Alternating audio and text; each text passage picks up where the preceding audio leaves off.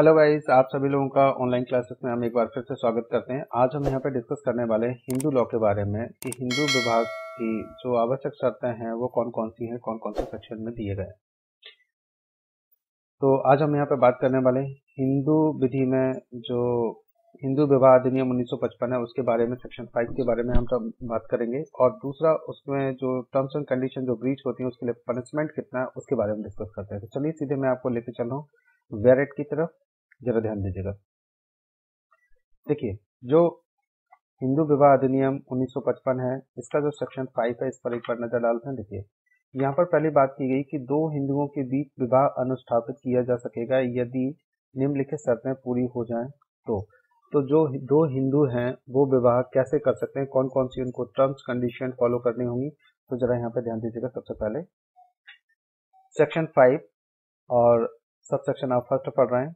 विवाह के समय दोनों पक्षकारों में से ना तो वर की कोई जीवित पत्नी हो और ना वधू का कोई जीवित पति हो, पहली कंडीशन। दूसरा, यहाँ पर ज्यादा ध्यान दीजिएगा, विवाह के समय दोनों पक्षकारों में से कोई पक्षकार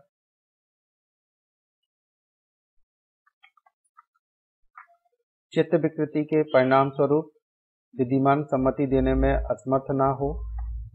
और खा में जरा ध्यान दीजिए, विधिमान सम्मति देने में समर्थ होने पर भी इस प्रकार के या इस हद तक मानसिक विकार से पीड़ित ना रहा हो कि वह विवाह और संतानोत्पत्ति के लिए अयोग्य हो। गा में जरा ध्यान दीजिएगा, उसे उन्मत्तता का बार बार दौरा ना पड़ता हो। नेक्स्ट यहाँ ध्यान दीजिएगा, सब सेक्शन 3 में विवाह के समय वर ने 21 वर्ष और 21 वर्ष की आयु और वधू ने 18 वर्ष की आयु पूरी कर ली हो। फोर्थ में जरा ध्यान दीजिए, जब तक कि दोनों पक्षकारों में से हर एक को शासित करने वाली रूढ़ी या प्रथा से उन दोनों के बीच विवाह अनुज्ञात ना हो, वे प्रतिष्ठित नातेदारी डिक्रियों के भीतर ना हो। 5 में जरा ध्यान दीजिएगा, जब तक कि दोनों पक्षकारों में से हर एक को शासित करने वाली रूढ़ियां प्रथा से उन दोनों के बीच विवाह अनुज्ञात ना हो, वे एक दूसरे के सपिंड ना हो। तो ये टर्म्स एंड कंडीशन आपने देखी है सेक्शन 5 की। अब यहाँ पर हम सीधी बात करने वाले हैं कि अगर कोई इन टर्म्स एंड कंडीशन को ब्रीच करता है तो क्या इम्पैक्ट पड़ता है। तो सबसे पहले हम यहाँ पे देखने वाले हैं, जो आप सेक्शन 5 पढ़ रहे हैं, 5 का 3 एक बार नजर डालिए। 5 का 3 में बात की गई कि जो एज क्राइटेरिया की बात की गई कि वर ने 21 वर्ष और वधू ने 18 वर्ष पूर्ण कर ली हो। अगर इसको कोई ब्रीच करता है तो उसको कितना पनिशमेंट मिलेगा, तो इसके संबंध में सीधे हम आपको लेकर चल रहे हैं सेक्शन 18 पर। तो सेक्शन 18 पर एक नजर डालिए। ये देखिए, यहाँ पनिशमेंट की बात की गई कि यहाँ पे कितना पनिशमेंट दिया जाएगा। देखिए, कहा जा रहा है कि हर व्यक्ति जो अपना कोई ऐसा विवाह उपाप्त करेगा जो धारा 5 के खंड 3, 4 और 5 में बने शर्तों के उल्लंघन से इस अधिनियम के अधीन अनुस्थापित किया गया हो। मतलब का में जरा ध्यान दीजिए, सेक्शन 18 आप पढ़ रहे हैं, 18 का धारा 5 के खंड 3 में आपने एज क्राइटेरिया पढ़ा। तो यहाँ पर बात की गई कि अगर इसका कोई भी वायलेशन करता है, विनिर्दिष्ट शर्त के उल्लंघन की दशा में कठोर कारावास से जिसकी अवधि 2 वर्ष तक की हो सकेगी या जुर्माने से, और जुर्माना कितना होगा, 1 लाख रुपए तक का हो सकेगा, या दोनों से दंडित किया जाएगा।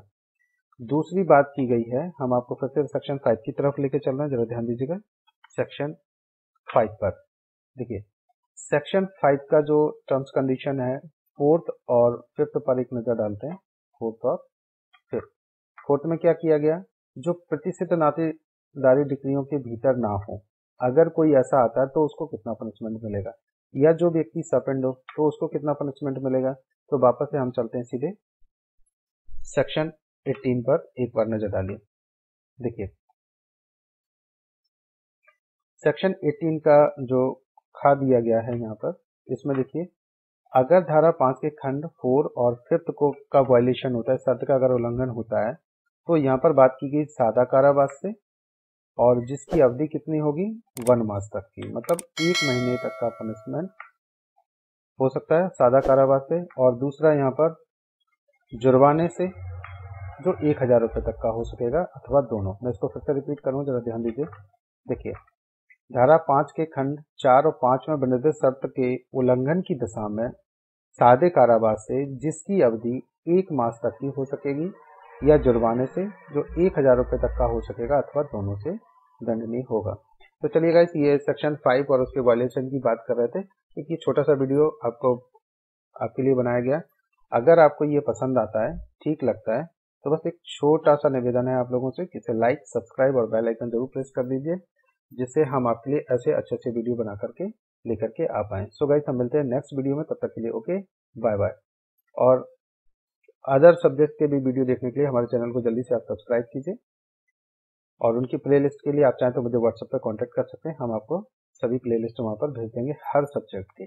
चलिए गाइस, हम मिलते हैं नेक्स्ट वीडियो में, तब तक के लिए ओके, बाय बाय।